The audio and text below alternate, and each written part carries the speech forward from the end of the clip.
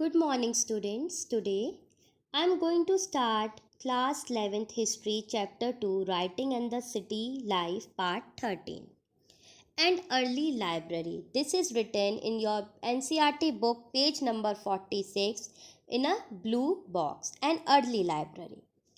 In an iron age, the Assyrians of the north created an empire as it hid between 720 and 610 BCE that stretched as far west of Egypt. The state economy was now a predatory one, extracting labor and tribute in the form of food, animal, metal, and craft item from a vast subject population.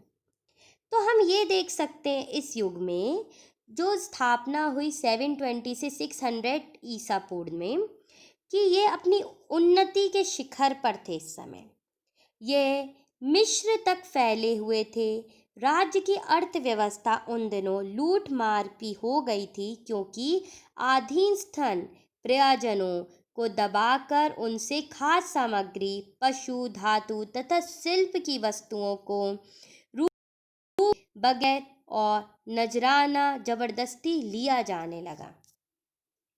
तो यहाँ पर हम देखेंगे कि कैसे एक Asian king who had been immigrant acknowledge the southern region. बड़े बड़े एशियाई शासक जो बाहर से आकर बसे थे दक्षिणी क्षेत्र में बेबीलोनिया के उच्च संस्कृति के केंद्र माने जाते थे।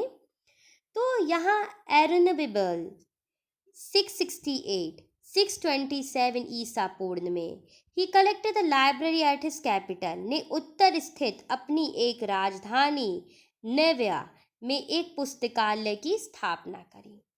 He made great effort to gather tablet on history, epic, Roman literature, astronomy, hymns and poem. इन्होंने इतिहास, महाकाव्य, शगुन, साहित्य, ज्योतिष विद्या, स्तुतियाँ और कविताओं की टैबलेट्स को इकट्ठा किया और इसको बहुत प्रयत्न किया कि वह इसको पढ़ें और सफल हों। He scribed the south to find old tablet because scribes in the south were trained to read and write in schools. There were all had a copy of tablet by the dozen. There were towns in Babylonia where huge collection of tablets were created and acquired frame. तो अपने लिपियों में इन्होंने tablets का पता लगाने के लिए लोगों को भेजा क्योंकि दक्षिण में टैबलेट्स का विद्यालय था जहाँ पर पढ़ना लिखना सिखाया जाता था और यहाँ दर्जनों की संख्या में टैबलेट्स के अलग अलग एक ही चीज़ की कॉपी मिलती थी। तो यह था कि सारी टैबलेट इकट्ठी करनी और इसको प्रिजर्व करना है आगे के लिए। तो ये एक तरीके से विद्यालय बनाया जा रहा था, एक कलेक्शन ऑफ टैबलेट का, जहाँ पर ये बोला भी जाएगा 1800 ईस्वी में भाषा बोली जाएगी और continue to be taught in school और विद्यालयों में भी इसकी शब्दावली होगी थ्रू वोकैबलरी टेक्स्ट, संकेत सूचिका द्वारा, साइन लिस्ट, बाइनिगुल, दूरभाषी। तो ये टैबलेट्स मिलना बहुत ज़रूरी था, इनको प्रिजर्व करना बहुत ज़रूरी था, इसलिए एक लाइब्रेरी खुलना था। तो हम ये मान सकते हैं मेसोपोटेमियम सिविलाइजेशन इतना ज़्यादा एक्नॉलेजेबल इंटेलेक्चुअल था कि इन्होंने सबसे पहले विश्व में लाइब्रेरी की स्थापना करी। So even in 650 BCE, cuneiform tablet written as far back 2000 BCE were intangible. तो पुरानी किलाकार अक्षरों में लिखी पट्टियाँ पढ़ी जा सकती हैं और इसको समझा जा सकता, इसके खोज प्रमाण भी प्राप्त होते हैं। कॉपीज़ मिली हैं इसकी। Copies were made so important text such as epic of Gilgamesh. तो गिलगामेश में महाकाव्य जैसे महत्वपूर्ण पट्टियाँ और प्रतियाँ तैयार की गईं। Starting with the name, writing the date, some tablets ended with the reference of Assyrian. तो प्रत्येक तैयार करी गई ये पट्टियाँ, इनमें नाम लिखा गया किस डेट में थी, किस तिथि में थी और इन टैबलेट में क्या उल्लेख भी मिलते हैं। इसमें जैसे कि रेफरेंस दिया है, आई एम अरबसन पाल, ये आप पूरा पढ़ सकते हो, king of the universe, king of the Assyria, on whom the God bestowed vast intelligence, who could acquire the reconcile descent of scholarly erudition. I wrote down on the tablet the wisdom of the God, and I checked the collated tablet. I placed them for the future in the library of the temple of my God, Nabu, Nevia, for my life and well being of my soul, and sustain the foundation of my royal throne. तो मैं आसुरबुल पाल, ब्रह्मांड का सम्राट, Assyria का शासक, जिसे देवताओं ने विशाल वृद्धि प्रदान की है, जिसने विद्वानों की पंडितियों में गूढ़ ज्ञान को प्राप्त करने की सफलता प्राप्त की है, मैंने देवताओं के बुद्धि विवेक को टैबलेट पर लिखा है और इन पट्टियों में, इन टैबलेट की जांच में उन्हें शामिल किया है। मैंने उन्हें एक स्थित इष्ट देव या मंदिर में एक पुस्तकालय में भविष्य के उपयोग के लिए रख दिया है। अपने जीवन के लिए, अपनी आत्मा का कल्याण के लिए और अपने शाही सिंहासन की नींव को मजबूत बनाए रखने के लिए। More important, there was cataloging a basket of tablets that had been clear table that read. इसमें सबसे महत्वपूर्ण काम था कि टैबलेट्स की सूची तैयार करने के लिए टोकरी भर टैबलेट्स और रखी गई, जिसमें अंकित था कि किस जगह पर क्या है। तो यहाँ पर we can know the expressions that were. तो यहाँ पर संख्या थी, व्यक्ति द्वारा लिखी गई, और पुस्तकालय में 1000 यहाँ पर हम कह सकते हैं मूल्य ग्रंथ थे, और लगभग 30,000 टैबलेट्स थी जो कि ग्रुप्ड थी अकॉर्डिंग टू द सब्जेक्ट.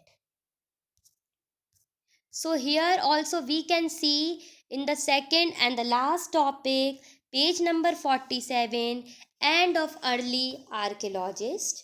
तो कैसे ये सब प्रमाण पाए गए, इनको सम्मिलित किया गया और इनको एक तरह से ख़त्म किया गया. A man of the southern marshes, Narsobowler, released the Babylonia from the Archean domination in 625 BCE.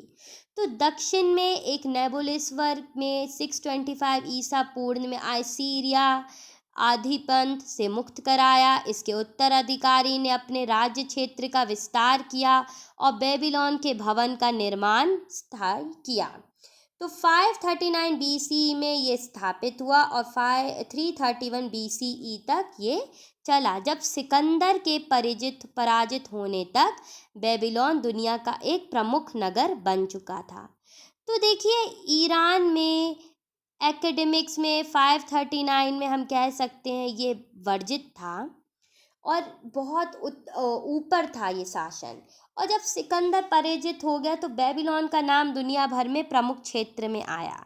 850 hectare से ये अधिक था और we can say a triple wall, a great palace and a temple of Ziragoth and a steppe toward the professionally way of ritual center.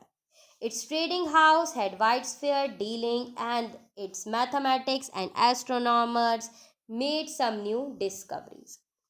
तो ये नेबोडिमियस एक स्वतंत्र था और एक तरीके से यहाँ पर हम कह सकते हैं बड़े बड़े राजमहल और मंदिर मौजूद थे. जिगुरेट यानी सीढ़ीदार मीनारें थीं, सीढ़ियाँ थीं यहाँ पर, जो सेकंड फ्लोर था. नगर में मुख्य अनुष्ठान केंद्र थे पूजा पाठ के. शोभा यात्रा के लिए यहाँ पर विस्तार मार्ग था, बड़ा एरिया दिया गया था. दूर दूर तक अपना कारोबार करते थे लोग. गणितज्ञों को भी यहाँ खोज डिस्कवरीज करने की अनुमति थी. एस्ट्रोनॉमर्स भी यहाँ पर वाइड स्प्रेड थे. Nabonidus was a last ruler of independent Babylon. एक स्वतंत्र बेबीलोन का अंतिम शासक था. He wrote that the god of Ur came to him in a dream and ordered him to appoint a priestess to take charge of the cult in that Asian town in a deep south. उसने लिखा था कि उड़ के नगर देवताओं ने उनसे अपने दर्शन दिए और उन्हें दूरदर्शन में कहा कि उन्हें एक महिला प्रीस्टनेस को नियुक्त करनी है, क्योंकि बहुत लंबे समय तक उच्च महिला पुरोहित का प्रतिष्ठान भुला दिया गया था। तो उन्होंने सोचा कि दिन बर दिन इसके बारे में वह सोचने लगे कि हम एक महिला को यहाँ पर नियुक्त करते हैं। Because a very long time the high priestess had been forgotten. उनने आगे देखा कि एक बहुत बड़े पुराने राजा और उनके आगे उनकी स्टेला महिला पुरोहित की आकृति अंकित देखी उन्होंने, और उन्होंने ये पाया कि आभूषण वेशभूषा को ध्यान पूर्वक रखा। And he was of the clothing and jewelry of the depicted and able to dress his daughter in the consideration of preciousness. फिर उनने अपनी पुत्री को वैसे ही वेशभूषा में सूचित महिला पुरोहित के रूप में प्रतिष्ठित किया। तो यहाँ पर देखिए एक राजा ने कैसे देखा कि वुमेन एम्पावरमेंट भी होना चाहिए, तो उनने अपनी खुद की बेटी को इस लिबास में धारण करा। Another occasion, Nomadus man brought to him a broken statue inscribed with the name Sargon, king of Akkad. एक न्याय अफसर वर निम्बोडियन के आदमी उनके पास एक टूटी हुई मूर्ति लाए जिस पर आकर का राजा सिरगोन का नाम खुदा हुआ था। आज हम इन राजा को 2370 ईसा पूर्ण आसन पे देख सकते हैं। और Nabonians and intended many intellectual had heard of his great king of remote time. Nemodian felt that he had to repair the statue because of the reverence for the god and respect for the kingship. He writes, I summoned skilled craftsmen and replaced the head. निबोडियन और निस्संदेह उनके बुद्धिजीवियों ने भी प्राचीन काल में इस महान राजा के बारे में सुन रखा था। तो निबोडियन ने महसूस किया कि इस मृत्यु का मरम्मत करानी चाहिए। वह लिखते हैं कि देवताओं के प्रति भक्ति और राजा के प्रति अपनी निष्ठा के कारण मैंने कुशल शिल्पियों को बुलाया और अपने खंडित सर बदलवा दिया। तो इसी दौरान चैप्टर कंप्लीट होता है। अब मिलेंगे नेक्स्ट वीडियो में नेक्स्ट चैप्टर के साथ। जब तक थैंक यू। प्लीज़ लाइक और सब्सक्राइब करिए और शेयर करिए अपने फ्रेंड्स के साथ ताकि वो भी ये नॉलेज ले सकें।